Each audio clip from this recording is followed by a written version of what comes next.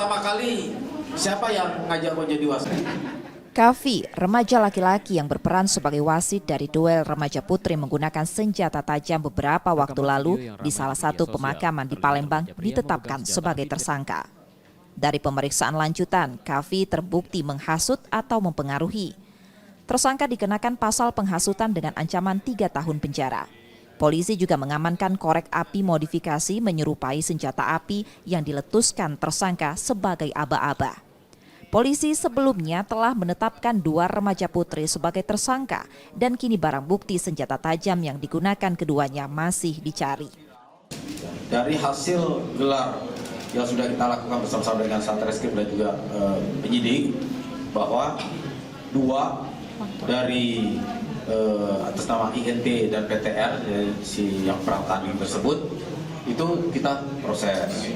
Nah, kemudian yang bertindak menghasut dari sini yang selalu mengomongin untuk seperti kita sebut wasit ya, pasal 186 ayat 2 itu, nah itu juga kita proses. Yang lainnya ini masih melakukan pendalaman. Nanti apabila memang kita temukan unsur pidananya, tentu akan kita majukan, tapi tetap kepada pengadilan anak. Setelah terlibat duel yang mengakibatkan luka, orang tua kedua remaja putri itu juga saling lapor ke Polrestabes Palembang. Reski Oktora, Muklas Diferensial, Kompas TV, Palembang, Sumatera Selatan.